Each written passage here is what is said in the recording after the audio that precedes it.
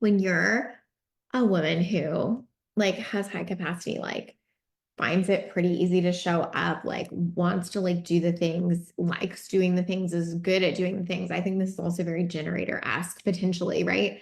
In human design, but there are pieces of that that really work for you in business. And then I think there are pieces of that that like really work against you in business. And I really want to talk about both.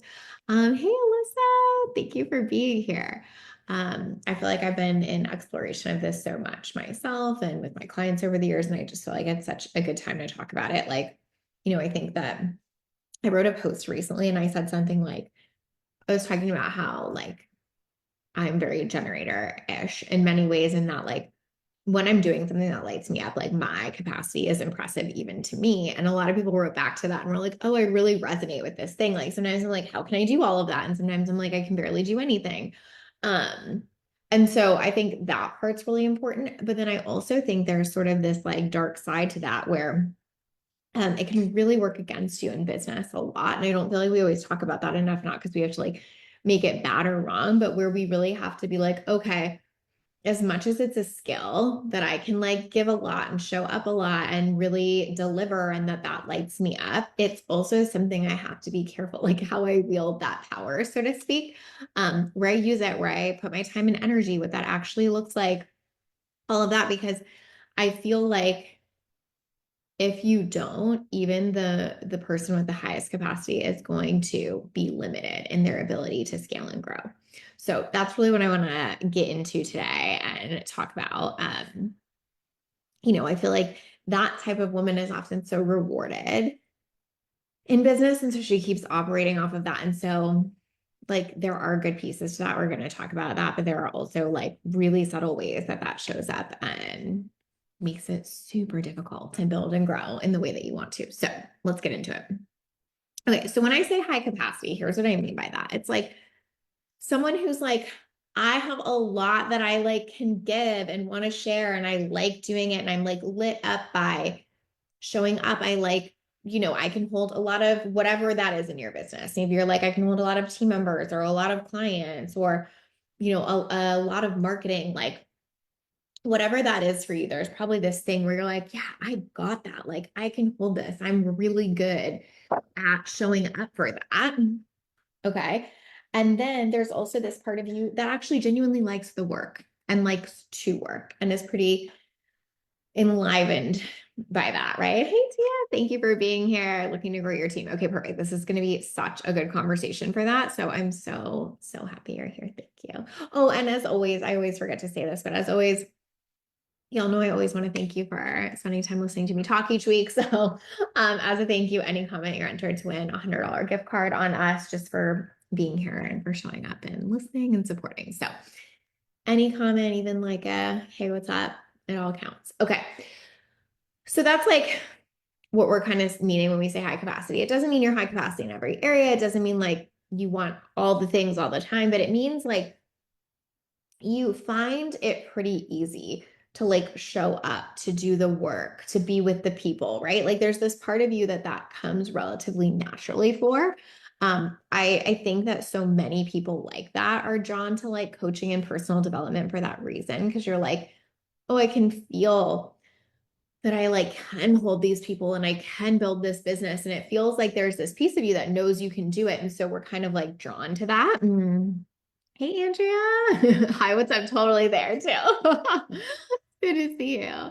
Um, okay, so the empowering side of that is that can take you really fucking far in business, right? Like someone who has a willingness, who will show up, who will do the thing, who is enlivened by the thing, who likes the thing, like that is the start of success in business. And so, there is this way where we want to see it as really empowering. Like, for example, I think a lot of our industry right now is going through some shifts of like, hey, we have to rethink things and how we like show up and what that looks like and all of that. And I think if you're high capacity, like you're willing to do that. You're like, yeah, okay, it's time to like rethink some stuff. Like you tend to want to lean in there, right? So it can be incredibly empowering, especially during times where you do have to do things like that because you're like, I am here for that. Like I can hold that. I want to show up for it. Doesn't always mean we know how or that we don't need support, but there are these pieces of you that are usually a yes to something, right? Yes, I will try that. Yes, I can do that. Yes, I will show up more. Yes, I will like learn how things are shifting. Like you kind of have this sort of like inherent like lean in sort of nature, which is so helpful in entrepreneurship, right? Like it is so empowering. It is so helpful to kind of like know you can trust yourself, bet on yourself, that you'll show up, that you're going to lean in, you're going to do the stuff. So that's like all the good side of it. And I think we really want to acknowledge that good side because it can truly be a superpower, right? I'm sure all of you can think of an example of like when you found that in yourself where you were like, oh, that's what made my business grow because I was willing to do that, or I was willing to lean in, or I was willing to hold that. I think as we grow in business, like we have to have a willingness to like hold and deal with more things. And when we have a higher capacity to do that, it does get easier to grow. That's the good side. I think the subtle thing that most people don't always talk about that happens so much with this type of personality or orientation to things is that what happens is because you're high capacity, you don't actually end up realizing how much you're holding or how much you're saying yes to. And I don't mean in like a burnout way, although totally could be that. Hey, Eleanor, good to see you. I mean more in terms of like a absorbing consequences for other people, absorbing responsibility for other people, absorbing tasks from other people, kind of thing, which obviously can lead to burnout. But I think that's why it's confusing here because I think that we think it's like it only looks like burnout, right? And when I talk about this from like myself or even most of my clients, like we're not hitting burnout. We're not even close to hitting burnout. We love the work. We're enlivened by it. We're excited, like all of these things. But we're so quick to just take it all in consequences, work, emotions, whatever. And we hold it, we hold it, we hold it, and it piles on. Right? Megan said so easy not to realize how much we absorb. Exactly that. It is, and it's so easy to not see it, especially if you're used to having a high capacity because you're like, oh, my capacity is just high. And so what I see happen for a lot of us is that we get in these situations where we don't even realize what we're doing is crazy. Like I'll have this conversation with clients often. They're like, oh, well, I did this and then I did this and blah, and I'm like, why the fuck did you do that? And they're like, what do you mean, why'd I do that? And I'm like, no, like literally, why were you the one doing that? And they're like, huh, I have no idea. Like, it's like they've never even thought about it, right? And I'm not saying that because they're not smart, brilliant women. I'm just saying because they're so conditioned to take it on, to absorb it. They haven't even thought about, well, why would I take that on? Mm-hmm. Lacey, oh my gosh. She just said so good. She just said, oh my gosh, I just did a ChatGPT prompt and it told me one of my blind spots was taking on too much responsibility. That is like the dark side of the high capacity woman, in my opinion, is like we can hold so much. So what ends up happening is we typically end up holding so much, right? And like Lacey's saying, clients, relationships, etc. Like, and you don't even realize it most of the time because you hold it better than most people, right? So you're like, yeah, I feel kind of stressed, but like it's probably fine. You know what I mean? Or like, like you compare like your level to like someone else's and you go, oh, well, I don't seem that stressed. I'm certainly not close to burnout. And you don't realize how much you've let stack up in terms of literal practical tasks, but also like emotional responsibility, holding the weight for everything. So I'm going to give you a ton of examples of this, but I think it's really important to talk about this because we tend to just talk about it from the outcome perspective of like, did someone get to burnout or, are they like massively unhappy or something like that?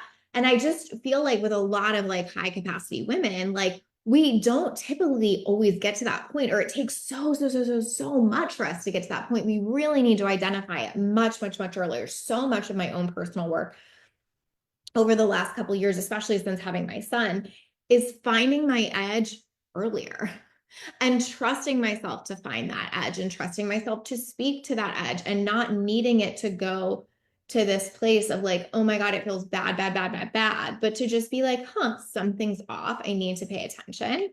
Um, yeah, Eleanor, that's so perfectly said. She said, I feel like on the daily, I have to ask myself, is this mine? Exactly. Oh, I love that. Lacey said it's the universe has this message for her today. Yeah, that's so perfect. I love it. Um, but yeah, like to Eleanor's point, it's like we have to be asking earlier, is this mine? Not just, 20 steps down the line when we're like, why does this all feel so heavy? Like as soon as it starts feeling heavy, we have to ask that question. Um, so again, like journey I've been on, I feel like journey a lot of my clients are on is recognizing when that happens. So I'm going to give you an example. I was talking to one of my clients and she was telling me something that she was doing on her team. She was like, well, this happened, then this happened. So I took it back on. It was basically like a mistake got made. And then she was like, so I took it back on and now I'm da da da and da da da. And I was like, why are you doing that? And so first she had the surprise. I have no idea because it got done wrong. And then I was like, well, you shouldn't be doing that. And she was like, but it got done wrong. Right? Like she was like, I hear you. And also, did you not hear the part where I said it was wrong? Um, and we went through this like very interesting dialogue that again, I think is so relevant to high capacity women and is one of the most important points that I want to talk about today is that we absorb consequences. We make it like our mission to protect everyone from their own consequences. Right? So it's like, because it got done wrong, she's like, I shall protect you and the business and I shall make sure it is done right. Instead of like, there are consequences to it getting done wrong. Like what does that person have to hold in those consequences? Like, do they have a write-up? Do they, I don't know, like, was it a financial error that they need to like, you know, take responsibility for the solution of? I won't go into the specifics of what this was, but what I want to say is like, I think that sometimes we think being a good CEO means absorbing all consequences in our business. And it means taking responsibility, certainly. Like if your business did something, ultimately the buck stops with you as the CEO. But it doesn't mean no one around you has any responsibility or any consequences. And we do this so innately. I'm sure it is our conditioning. Sure it is our childhood trauma, right? But we do this so innately where we don't, it's not a conscious thought. It's not like we're like, oh, let me take your consequence. It's just how we're like moving through the world, right? Eleanor said, oh my gosh, I so relate. Yes, right? When I realized I did this, I was like, oh fuck, I do this everywhere.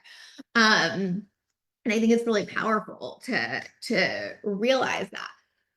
So another example. Okay, so oh no. So with that client, I was like, hey, you don't have to take on their consequences. And that just set off a light bulb in her brain. And she was like, oh my God, all I do is absorb consequences. And so we were able to kind of go through her business and be like, where is this not yours to hold? And what we ultimately realized through like a lot of this conversation is like, someone on her team was creating a lot of issues and she actually needed to like get them on a performance plan, like have some really hard conversations and like have them feel the consequences of what they were creating. But that person, I don't even think was doing it maliciously or negatively. She just never even realized the consequences she was creating because she never had to deal with them. Does that make sense? Like that team member wasn't horrible, although ended up not being the perfect fit. But like it wasn't intentional. It wasn't malicious. It wasn't like she was like, I don't give a shit. It was more like she couldn't have even realized how that was happening because she never even got the chance to feel her own consequences, for a conversation to be had around that. Because my client was so used to absorbing that it didn't even occur to her. And again, I think that a lot of times we confuse that with great leadership. I think we see a lot of leaders in our space who blame their team or don't really take full accountability. And so sometimes we swing the pendulum the other way, where then we think, well, everything that happens is mine and every consequence that happens should be mine. And, there's like a really fine line in the middle there. I think we do this with clients a lot too. Like, you have a responsibility to show up and advise your clients well, but they're the ultimate decision makers and they have to absorb the ultimate responsibility. what I see a lot of coaches do with the best of intent is they think that it is somehow their job as a coach to give the client exactly what they want without them having to experience any trade-offs in getting that thing. Like they literally almost frame that as their job as the coach. Like, well, how can this client have the exact launch she wants, but like not really have to show up fully for it and also be able to take a week off in the middle of it and also. And then like magically as the coach, we're supposed to come up for the strategy of that and know the answer to that and be able to like hand deliver on a silver platter this like perfect scenario. Right. And that isn't it either. Like you are more than welcome to take a vacation in the middle of your launch. I support you fully. Do whatever feels good for you. But ultimately, the client has to absorb the consequences of that. Right. Maybe they're great. Maybe they're not even bad. Maybe they're awesome. Maybe they take off a week in the middle and it was exactly what they need and it reset their energy and their launch goes great. Or maybe it's the opposite. Like maybe they really don't show up at all during that time and it really like harms the outcome. Either way, like being able to let someone else sit in a consequence is one of the most powerful things that you can do, whether that's for team or clients or relationships or whatever, you know? Um, I've had to learn this in my personal relationships so much too, of like, it's okay for someone to have something that happens that doesn't feel good and I can just sit with them in that. I'm honestly far better at doing this as a coach than in my personal relationships to be transparent there. I find it much easier in a support dynamic to be like, oh yeah, this is how this goes. But as a leader or in my personal relationships, I do find that this is like some of my most valuable work. It's also why I'm so passionate about teaching this in terms of coaching. Like I have my ultimate mini course for maximizing one-on-one results. And this is part of it, right? Is that we cannot absorb everything for everyone or we take their power, right? So it's like that client I was giving you the example of that she was unknowingly taking that team member's power. That team member never got to learn from it. She never really got to understand the impact of her choices. She never got to do all of the things that come with being empowered in your role and in your job, right? And then we end up, and this is what happens to so many people, with a bunch of people around us on our team and our support network, and we're absorbing all of their consequences. So it's not just one team member, it's like all your clients and all your team.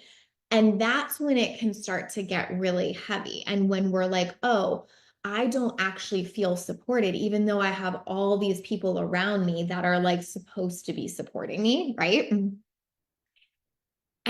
that's where it gets really tricky because it's like if it's one person, again, you're high capacity, again, you're kind of like, you know what I mean? Like you're almost used to it. Your system's like a little too conditioned for it. But when it shows up in multiple people in your world in multiple ways, and you're always absorbing, you're always taking it on, you're always holding the power, you're always holding the responsibility, you're going to get to a point where you're like, how is it possible that I just do not fucking feel supported? And that's how. Because even if people are doing things for you, they're not holding things for you, right? One, because for most people, if you take their power, they will let you because it's comfortable that way. Two, because you're never letting them take on the consequences. And three, because you're not even aware that you're doing it, right? It's such a default pattern that it's not intentional. It's not like you're like, oh, Megan might be experiencing a consequence. Let me take it from her. It's not that at all. It's completely, habitual, subconscious behavior. And so when you combine all of those things where you're like, oh, it's just like this habitual pattern, I don't even realize I'm doing it. If I'm willing to take their power, someone might let me, et cetera, et cetera. It gets to be a perfect storm really quickly. And I think that this is where I see a lot of people that are like, I don't want team, I don't want support, like I'd rather just do it myself. And every time we dive into that, it almost always comes down to this idea because more team doesn't feel more supportive. It feels like more shit I have to hold. More team might mean getting more things done, but it's just too much responsibility. Instead of realizing that like the right support, the right team actually does take some of that off your plate, right? Megan said, by absorbing, we take their power. Such a great reframe. Exactly. Yes. Thank you. Lacey said, this might be a little bit of a tangent, but can you talk about how we let clients take responsibility, but where they don't have to take it all on themselves, like without them feeling guilty or being perfectionists? Yeah, totally. I mean, I think it's just honest conversation and transparency. Like, hey, like, whatever. Let's say they knew they were going to have a launch, but they like kind of went dark before it and didn't do very much to warm people up. In a situation like that, I would say to a client, like, hey, it totally makes sense to me that you kind of went dark before that launch. I know you had a lot going on personally. I know XYZ was happening. Like, so much like love and grace for that part of you that needed that time. And also, I do think that that probably impacted their results pretty significantly because people didn't have a runway. They didn't have trust build up moving into that. Like, I think if you want to relaunch again, that would be like the most important part to hold. That's just an example, right? But like, you're like, hey, you have every reason to make the decisions you did. And this decision probably impacted this outcome. There is not a way I could have coached you to make it so that like not showing up for weeks before a launch doesn't impact your launch. But what I can coach you and what is empowering is to be like, how could we show up next time? What would that look like? Did we need to have more planned? What happened this time? Was it unexpected or did we kind of know that was coming and we didn't plan for it really well? Like when we really get into it and say the honest thing about all that stuff, it's so much easier to like coach toward empowerment. When we internalize and we're like, oh, I didn't get the right launch strategy. Oh my God, I got to think about this more. Maybe I should take a launch course. Oh my gosh, like oh, she's so frustrated with her outcome.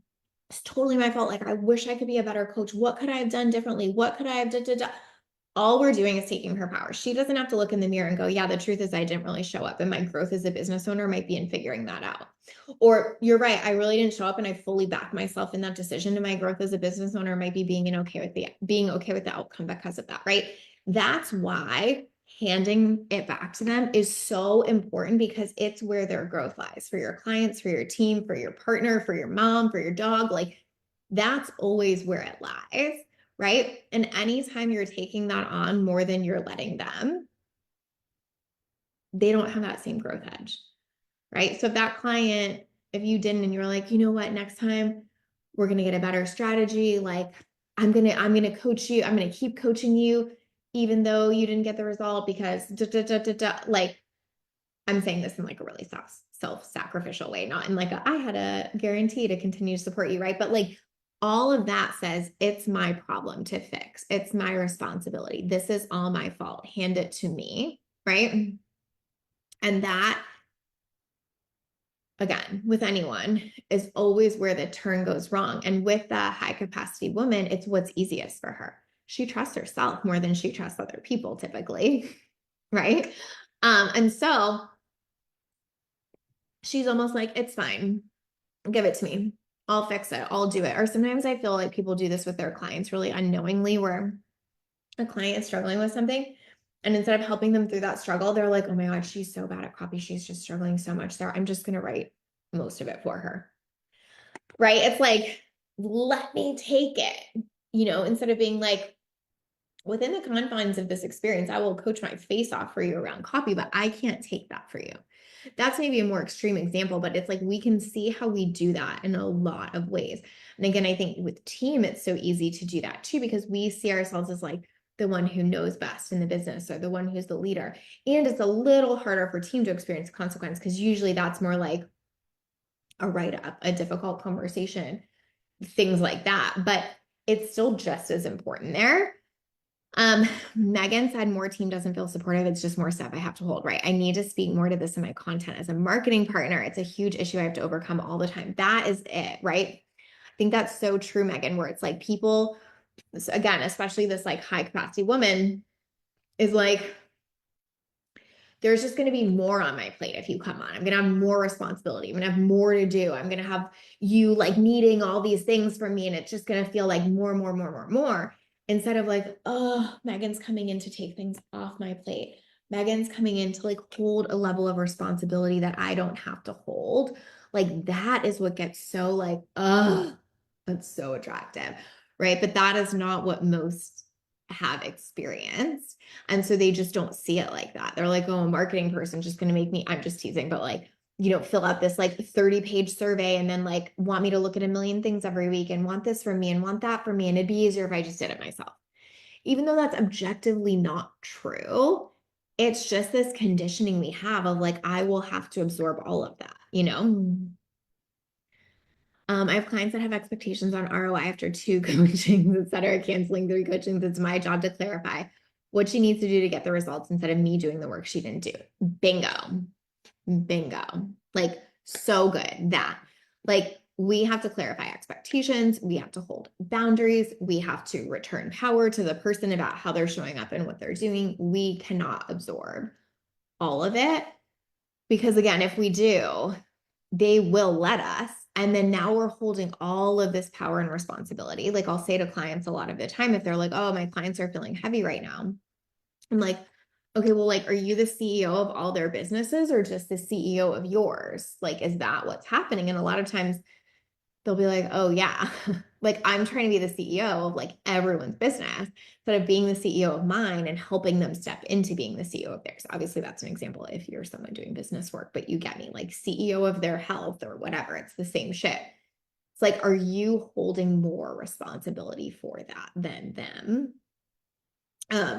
So to take it back to like how to do this, because I think it does get a little complicated. The mini course helped me so much, so it helped me reframe expectations in a really nice way. Oh, that makes me so happy. Yes, I think that's true too. Like we can frame up expectations and empowerment in a really beautiful way. Like it doesn't have to be aggressive or really like overly confronting or whatever. It can be like, hey, we just know this happened. Like, let's take stock of it. Let's look at it together, you know?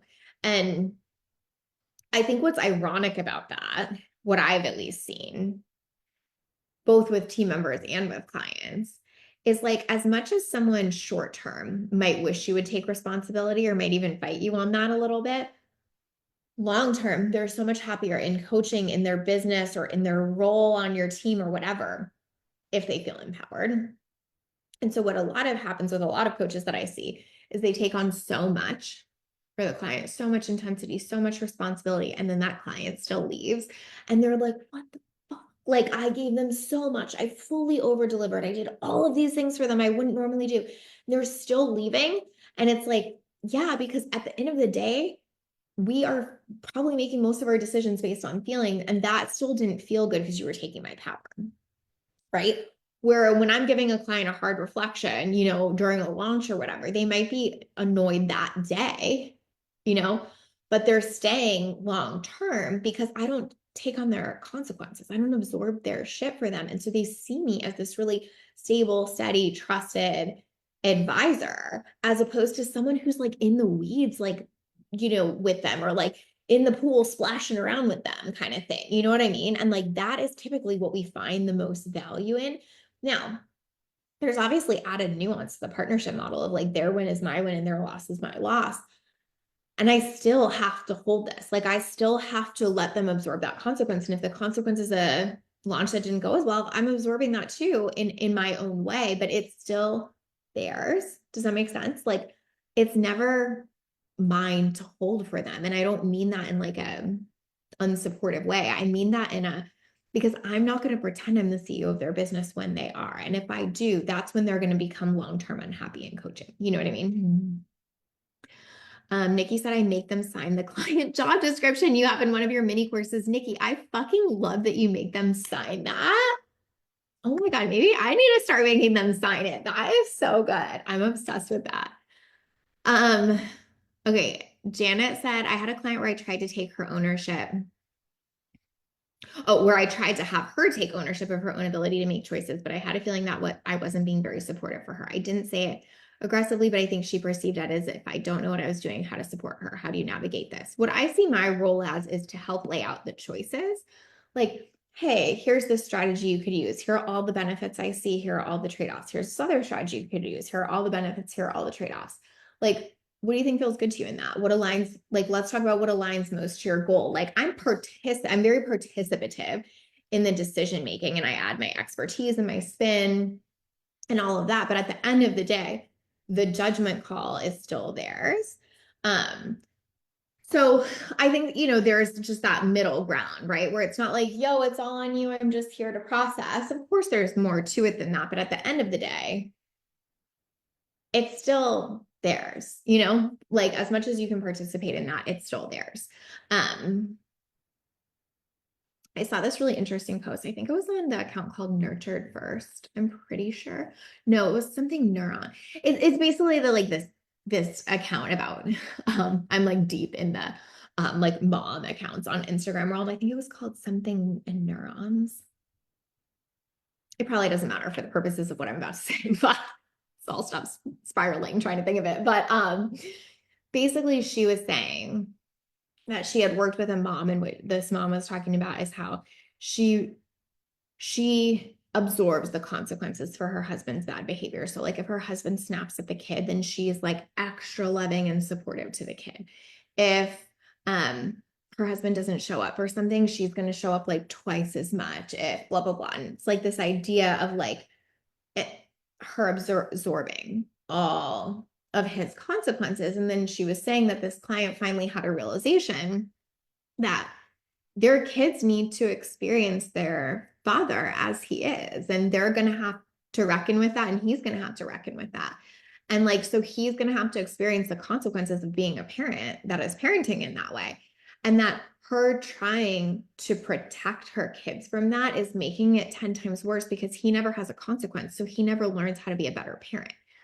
Like there's really no consequence to him snapping because snapping at the kids because she swoops in and like makes it all right and it's all fine. And so he never really has a kid that like is mad at him for that or doesn't want to talk to him or whatever. So she was saying like she realized that. And I saw that this morning as I was about to talk about this today. And I was like, God, that applies in every way, in every area. I don't know if she said absorbing the consequences, but that's like how I'm framing it as I was reading it. But it's like the same thing there. It's like she was kind of preventing her husband from growing in his own parenting journey or not. I mean, obviously he could choose to not, but then from her kids from getting to decide like they want to interact with him less or whatever. Because she was always like inserting herself, And I think that we so naturally do that without realizing it. Because we're like, oh, I have the capacity to swoop in and help my kiddo. I have endless capacity for my kids. I have endless capacity for my clients. I will always step in. And then we can just see like it almost always works against us, but it almost always works against the other person too. Um, Robin said, thank you for addressing this. So big for a coach or anyone to get this, not just for our own well-being, biggest piece, but to let people be in their power. Exactly, right? Like it is for us, but it is also for them. Like, I think that's so true, Robin. It's such an important point of this is like, no team member wants to feel like their work ultimately doesn't matter because their boss is just going to swoop in and like fix everything anyway. And so like they could be anyone or anything and it really doesn't matter. Like that's not actually that exciting as a role. It might be on a Monday when you're like busy and don't want to worry about work that day, but in general it is actually not that helpful. So for me, like I still have that part of myself that wants to like step in and get it done and whatever, but what I have really been working on is being so clear of where there's something going on, like, hey, I didn't like this, I'm going to voice it, I'm going to name it. This is a team, right? I'm going to voice it, I'm going to name it, I'm going to share it. And then to every extent that is humanly possible, I'm going to ask them to go fix that. Right. I think what we often do is like, if we see a mistake, then we just fix it. And we're like, oh yeah, I'll talk to them about that later. And we either forget to talk to them about it or, we do, but it's in this really like, well, I already fixed it. It's like really no thing, blah, blah, blah, blah, blah, but da, da, da. You know, I noticed even I was doing that with like our house manager, which is again, so dumb. But it's like, she would put something back in the wrong place and I would just move it or little things like that. And what I started doing is like taking a picture of it and sending it to her and being like, hey, next time, can you just put this here? Like, I'm not upset. I'm not mad. I'm just like, hey, this should go here. Can you please move it? If I absolutely had to, fine. But like most of the time, I don't actually need to. I just actually need to voice it and then let someone else have to fix that consequence, right? But I think, again, we're so conditioned to step in that we're just always doing it. We don't realize how much weight that puts on us over time because then it's like, well, I have a house manager and she like sometimes puts it in the right spot and sometimes doesn't. I just fix it every time. Then I don't feel excited to have a house manager, right? And like that is the same exact shit with team, with everything. It's like, it can seem like no big deal in the moment, but it so quickly devolves into nobody can support me. Nobody's better at this than me. Other people just bring more consequences and more responsibility to me. And this is where we stick our growth. Because at a certain point, you cannot scale your business past your own capacity. Like your capacity in business opens up when other people are there to hold things. As a sole person, you can only go so far, right? As a sole person, you can only hold so much, even if your capacity is really high. Like you will always limit your growth that way. And I think a lot of us almost want to pretend that we can't. We're like, no, no, no, I could scale this to the moon by myself. And the answer is you can't. You are probably wonderful and talented and smart and all of those things. And there's always a cap, right? Lacey said, and then we're annoyed when team keeps making mistakes, but we never tell them or make them fix it. Yes, and we never make them, what do I want to say? Sometimes we learn through negative experiences. And I don't mean that in like a make them feel bad kind of way, but it's like what I'm going to learn from being like, oh, yeah, I have to go fix this because I made a mistake here versus like a really one off comment of somebody being like, oh, could you maybe just do this a little bit differently next time? How I'm going to actually process that learning in my body is totally fucking different. So it's like, even if we lightly tell them, if we're not telling them in a way that has any weight or ramification or consequence or outcome associated with it, their brain is just not going to internalize that as important. You know what I mean? Um, it like really is hard. And I don't mean that in like a because they don't make it important. I mean like it's truly hard to learn that way. Like it's hard to go, oh, this is so, so, so important. I like really need to make a note of this. Oh my God. When you're just kind of like, oh, and by the way, if you could put that somewhere else. Anyway, that's not how we learn. It's not. Um, so I feel like this is really important. Like the thing is, like Lindsay said, oh, of course you are talking about my mindset vlogs today. Hello, friends. Um, but it does like this stuff does matter. Like we have to be able to rely on other people, let them experience their own consequences, see them as powerful enough to do that, right? And if they, I'm about to say this in kind of the wrong way, but it's like once they prove to us that they can, and I don't mean they owe us something or have to prove something to us, but you get what I mean. I just can't think of a better word there. Once they show us, maybe is the word, like once they show us that we can, we build more and more and more trust. Like, I know Megan, my OBM that I had for so many years. I remember one time like this pretty big mistake happened in the business and she took on the consequences of that. She handled it. She showed me that she was like a strong team member who was able to go, I fucked this up. I'm taking ownership of this. Here's what I did. Here's how I'm fixing it. Here's how I'm going to make it right. Like trust is so built through that. If I was like, no, mine to fix, mine to solve, whatever, there would always be a fracture there with Megan moving forward from that point, which is like, yeah, Megan can help up to this point, but any mistake above this point is always going to be mine. Again, I stall my own growth that way, versus actually Megan is an incredibly capable team member, and I trust our ability to grow because even a mistake like this, I watch her handle with leadership. I watch her handle with care. Or if she didn't, because then you could say the same thing, because even if she didn't handle this perfectly at first, we had a direct conversation. She really showed up for that, blah, blah, blah. All of that is what builds trust. But if you never let them do it, or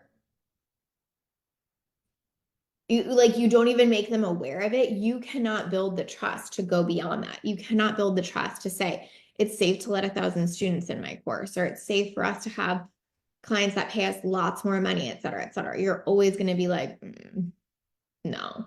Even if it's just in your nervous system, even if it's just subconscious, like the more you train yourself to hold everyone's responsibility, absorb all their consequences, et cetera, the more you put limits to your own growth because you are only willing to absorb so much of that.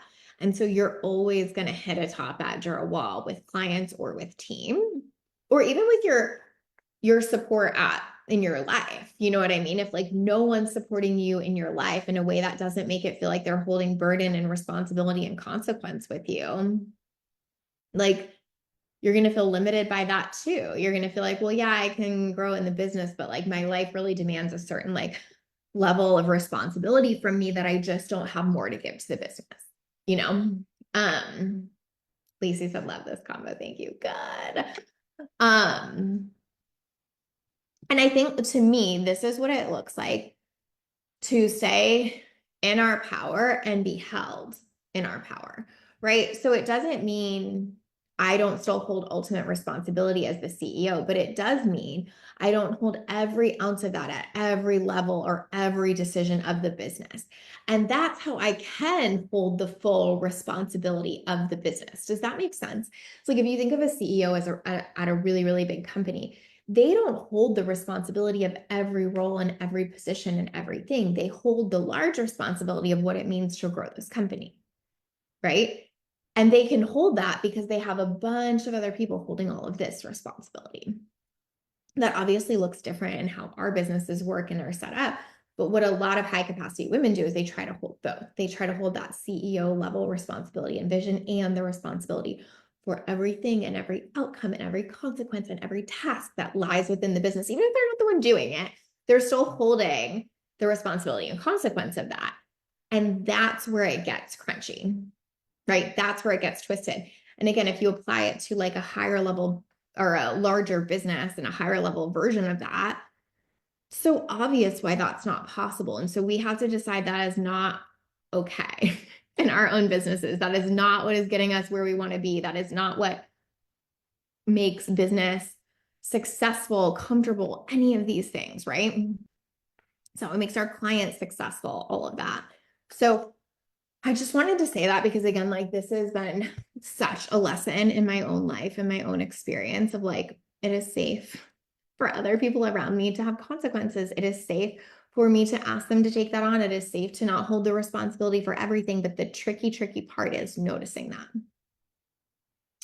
watching for it, paying attention to it, asking the right questions about it. So right questions, I love what Eleanor said, is this mine? Another question I ask all the time is, should I be the one doing this? Right? Like, again, obvious, but you have to stop and ask, should I be the one doing this? Like, no.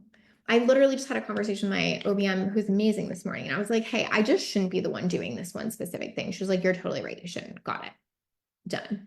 You know what I mean? Like I just have to ask that all the time because now I know it's important to say it. But you can even do that with clients. Like if a client's asking you for something, like if a client asked me to review copy, should I be the one doing this? Absolutely. But if a client was like, I'm just really struggling, can you write this, whatever caption for me?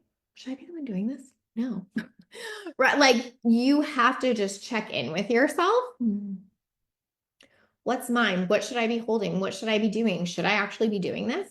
And the more you do that, like the easier it gets. And again, you can apply this to all circumstances. Like that person from that post I was talking about this morning of like when she like sweeps in when her husband does something, if she was like, hey, should I really be doing this? She'd have to catch herself a lot more, but she could probably see like, no, I really shouldn't be the one making amends here. He should be, you know? And it gets easier from there. I'm not saying it's easy, but I'm saying it gets easier from there to pull back, to go, oh, that's not mine, to go, let me step aside for a second. Let me let that person go fix it, because you realize like there's nothing about it that actually makes sense for you to hold except to feel like you're in control in some way that you're just not or don't need to be. Nikki said it's super interesting working with clients who are owners, CEOs, but can't get out of the employee mindset. Totally. I think we try to live in both sometimes, again, especially as a high capacity person. And that's really hard. It's really hard to hold both levels of vision and responsibility and tasks and consequences and all of those things all at once. It's like really a little too much for our systems, even if we have high capacity systems. So I hope that helps. That's just a lot of like, what is the word I want to use? A lot of like the crunchiness that I think comes up all the time that we don't realize what it is. Like, why do I have all these people around me, but I don't feel supported? Why am I so hesitant to delegate this? Why do I feel capped in my business, even though I have team? Why does this launch feel so hard, even though 4 people are working on it with me. Like all of those questions that can come up, like a lot of times this is one of the biggest answers to it. So I hope this is supportive in that. If you want the mini course everybody's been referencing, you can get the first module for free. Let me just pull that up really quick. And I will share it here. But thank you guys. I'm so happy you loved that. But I will give you the link for it in the comments. It's just aliveLife.com/mini course. You can get the first module for free, and if you like it, you can do the rest. But that, I definitely dive into like some really practical pieces around like, what's your client's responsibility? What's yours? What's their, like Nikki said, she was having them sign that job description. Like, so that could be really helpful. Obviously, if you guys have more questions on that after you watch, let me know. But thank you all for being here so much. I hope this helps. And I hope it's just a reminder, like, you got to give some of it back sometimes, because even if you're not at burnout, you're not at growth and scalability with that either. So thank you guys for being here, and I hope you have a beautiful week. Bye, y'all.